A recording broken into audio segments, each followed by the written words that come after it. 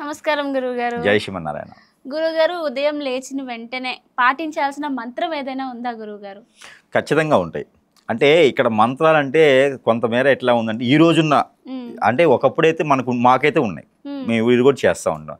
కాకపోతే ఇప్పుడున్న జీవనశైలి ప్రకారంగా ఎవరికి వాళ్ళే రాజులు, ఎవరికి వాళ్ళే మంత్రులు అన్నట్టుగానే ఎట్లా ఉందంటే పరిస్థితి. ముఖ్యంగా ఒకటి చెప్పుకుందాం. ఉదయాన్నే లేవగానే ఎవరైనా బ్యాచిలర్స్ కావండి, నేల మీద పడుకునే వాళ్ళకైతే మనకు కాదు, ఇది మామూలుగా మంచం మీద పడుకునే వాళ్ళకైతే ఒకటి ఉన్నది. వాళ్ళు ఖచ్చితంగా ఏంటంటే ఎలాంటి మంత్రమైనా సరే మంచం మీద అలానే పడుకొని అలానే లేవాలి. లేచి మంచం మీద కూర్చొని ఏ మంత్రాన్నైనా ఉపదేశం తీసుకుంటే వాళ్ళకి ఎనలేనటువంటి అదృష్టాన్ని వచ్చేదానికి ఆస్కారం ఎక్కువ ఉంది. ఇది మీకు తెలుసా? ఖచ్చితంగా లేచిన మంచం మీద కూర్చొని ఏమీ కాలకృత్యాలు తీర్చుకోకుండా, కనీసం కళ్ళు కడుక్కోకుండా, మొహం కడుక్కోకుండా, బ్రష్ చేసుకోకుండా మంత్రోచ్చారణ చేయటం ద్వారా వాళ్ళకి ఎలాంటి అదృష్టం వస్తుందంటే అంత గొప్ప అదృష్టం వస్తుంది. అలా చేయకూడదు, ఓకేనా? మంచం మీద కూర్చొని ఏ మంత్రం కూడా ఉచ్చారణ చేయకూడదు. ఈ రోజుల్లో ఏంటంటే పలానా మంత్రమే జపం చేయాలి అంటే కొంతమందికి నచ్చదు.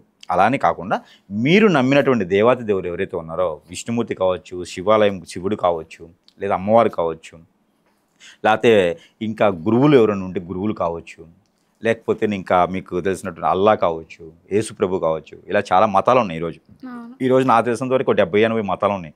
మన తెలిసిన 4-5 పేర్లే.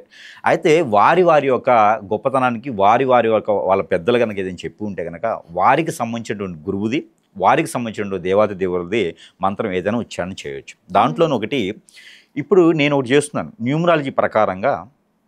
అంటే అది న్యూమరాలజీ అని కాదు, గ్రహాల స్థితిగతులు మనం ఏ దేవునికైనా ఎందుకు చేస్తాం? మనకి ఈరోజు బాగుండాలి అని కదా.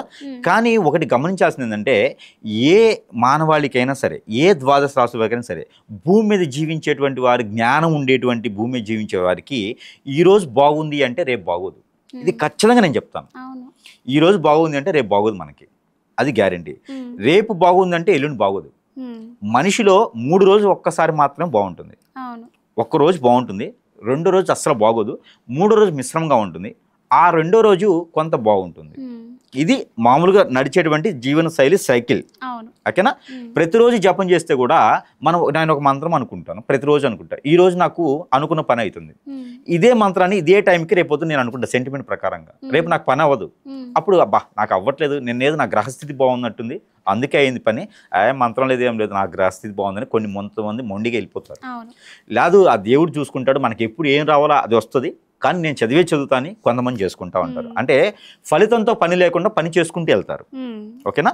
అలానే ఏ మంత్రంతో అయినా నమ్మొద్దు. మన సాటిస్ఫాక్షన్ కోసం, మన ఆచార ప్రకారంగా మీరుగా సాటిస్ఫై అవ్వడానికి మనం ఏది చేసినా తప్పులేదు. మంత్రాలు దెయ్యాలకు చదువుతాయి, దేవుళ్ళు కూడా మంత్రాలు చదువుతాడు, దెయ్యాలు కూడా మంత్రాలు చదువుతాయి అంటారు. మంత్రాలు ఉపదేశిస్తాయి దెయ్యాలు కూడా. ఇప్పుడు కొన్ని రకాలుగా మంత్రాలు దెయ్యాలని పూజించేవాళ్ళు, ఆ గురాసు వీళ్ళంతా కూడా పొద్దున్నే జిన్నాతులని ఉంటాయి, ఆ జిన్నాతుని పిలుచుకుంటారు వీళ్ళ పవర్ కోసం.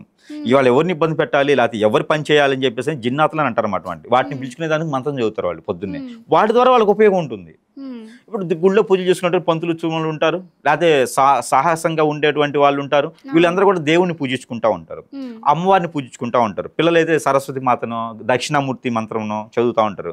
అందులోని ఎడ్యుకేషన్ రావాలి, చదువులో వీళ్ళకి కొంచెం బాగుండాలి, వీళ్ళకి బ్రెయిన్ కొంచెం తక్కువగా ఉంది, అలానే బాలర్ష రోగాలతో ఉన్నారు, 15 సంవత్సరాల లోపు పిల్లలు, 10th ఇంటర్ చదివేటువంటి లోపు పిల్లలు ఎవరైతే ఉన్నారో వీళ్ళు దక్షిణామూర్తి స్తోత్రం కానీ మంత్రం కానీ ఉచ్చారణ చేస్తే వీళ్ళకి మంచిది జరుగుతుంది. ఈ దక్షిణామూర్తి మంత్రం చదవడం వల్ల వీళ్ళకి ఒక శని దోషం పోయేసి బలబద్ధకం, అంటే బద్ధకంగా ఉంటారు కొంతమంది పిల్లలు, ఆ బద్ధకం పోయేసి వేరే ఆలోచనలు లేకుండా ముందుకు వెళ్ళి చదువుకునే దానికి ఆస్కారం ఎక్కువగా ఉంది. పెద్దవాళ్ళు అయితే గాయత్రి మంత్రం కావచ్చు, విష్ణుమూర్తి మంత్రం కావచ్చు, అలానే నారాయణోత్తముడి మంత్రం కావచ్చు, శివునిది కావచ్చు. పొద్దున్నే శివుని చదివితే అంత బాగోదు, అలానే అమ్మవారి చదువుకోవచ్చు, పార్వతి అమ్మవారి చదువుకోవచ్చు, గాయత్రి అమ్మవారి చదువుకోవచ్చు, కనకదుర్గ అమ్మవారి చదువుకోవచ్చు, సాయిబాబా హారతి చదువుకోవచ్చు, దత్తాత్రేయ స్వామి స్తోత్రం చేసుకోవచ్చు, అలానే లక్ష్మీనారాయణ సహస్రనామం చేసుకోవచ్చు. అలాగే చాలా రకాలు ఉన్నాయి అన్నమాట ఇందులో. ఇవన్నీ కూడా ఉదయం చేసుకుంటే మంచిది. సాయం సంధ్య వాళ్ళైతే ఆ శివ భగవాన్ని తలుచుకుంటే మరీ మంచిది. జై శ్రీమన్నారాయణ ఇది అన్ని రకాలకి ఉద్భవించినటువంటి మంత్రం. జై శ్రీమన్నారాయణ, జై విష్ణేశ్వరాయన నమః. లేదు అంటే కుబేరుని కూడా తలుచుకోవచ్చు. ఆ కుబేరుడు వచ్చేసి యక్షాయ కుబేరాయ వైశ్రావణాయ ధనధాన్య అభివృద్ధియే ధనధాన్య సమృద్ధి దేయి తపే స్వాహ. ఇది ఉదయం లేవగానే తలుచుకుంటే కూడా మరీ మంచిది. పంట భూములు వేసుకునే వాళ్ళు కావచ్చు, జాబ్ చేసేవారికి గ్రోతింగ్ కావచ్చు, వాళ్ళకి ఎసులుబాటు అన్ని రకాలుగా ఉండేటువంటిది మంచిదన్నమాట. లేదా విశ్వేశ్వరాయ నమః, దత్తాత్రేయ స్వామి అయిన భగవద్పతి, దత్తాత్రేయ స్వామి అయిన భగవద్పతి, శ్రీ షిరిడి సాయిబాబా నమః, లేదా సద్గురు సాయినాథ్ నమః. ఇలాగా కొన్ని సింపుల్గా ఉండేవి చేసుకోవడం ద్వారా మరీ మంచి అదృష్టం వచ్చేదానికి ఉంటుందన్నమాట. లేదా లలిత సహస్రనామం చదువుకోవచ్చు. వాళ్ళకి అంత ఓపికలు టైం ఉండదు. ఇప్పుడు నేనేంటంటే ఒక మనిషి గ్రహస్థితి ఉంటుంది. గ్రహాల్లో లోపుతులు పాతులు ఉంటాయి. ఒక గ్రహం శుభదృష్టి ఉంటే ఒక గ్రహం అశుభ దృష్టి ఉంటుంది. ఈ అశుభ దృష్టి ఉన్నటువంటి గ్రహం వల్ల నీకు కలిసి వస్తుంది అంటే ఆ అశుభ దృష్టాన్ని శుభదృష్టిగా మలుచుకునేందుకు పాజిటివిటీ కావాలి. దానికి సంబంధించినటువంటి నెంబర్లు ఉంటాయి. రవి భగవానుడు ఉన్నాడు అనుకోండి, ఆ రవి భగవానుడు ఉచ్చలో లేదు మీ స్థానంలో, మీకు రవి భగవానుడు ఉచ్చలో ఉంటే మీకు బాగుంటుంది. దానికి తగ్గటువంటి పాజిటివిటీ బూస్టింగ్ అంటే మనకి షాపులో దొరికిన బూస్ట్ హార్లిక్స్ కాదు. బూస్టింగ్ అంటే మనలో ఎనర్జీ పెంచేదానికి మనకు మార్నింగ్ సూర్య భగవానికి సంబంధించింది ఒకటి ఉంటుంది 1.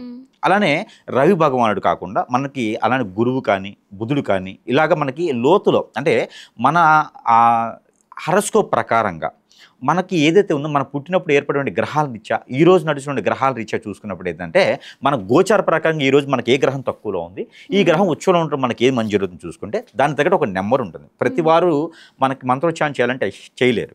అయితే నెంబర్ ఉంటుంది దానికి. ఇప్పుడు బుధుడు అయితే 5 ఉంటుంది, గురువు అయితే 4 ఉంటుంది, అలానే శుక్రుడు అయితే 9 ఉంటుంది. ఇలా నెంబర్స్ ఉంటాయి. ఈ నెంబర్స్ మనం తీసుకొని కనుక ఏ నెంబరు ఎన్నిసార్లు చదవాలనేది మనం క్లారిఫికేషన్ ఉంటుంది. ఆ క్యాలిక్యులేషన్ ప్రకారంగా కూడా మనం పొద్దున్నే చదువుకోవచ్చు.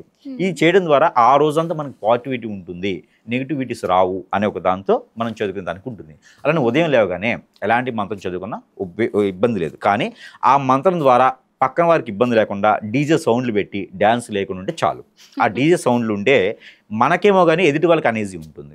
అందుకని ఎవరిని ఇబ్బంది పెట్టకుండా మరొక మాట ఉంది, ఏ మంత్రం చదవకపోయినా పర్వాలేదు, శుభ్రంగా స్నానం ఆచరించి మనం వెళ్తూ ఉన్నప్పుడు రైటో లెఫ్టో ఒక టెంపుల్ ఏదో లేదా మసీదో దర్గానో ఏదో ఉంటాయి, చర్చో ఉంటుంది, అక్కడ ఏదో ఒకటి మనకు సంబంధించినట్టు బయట నుంచి దండం పెట్టుకుని వెళ్ళేటువంటి ఆ టైం కూడా లేకపోతే ఏం చేయలేం, అది చేస్తే సరిపోతుంది.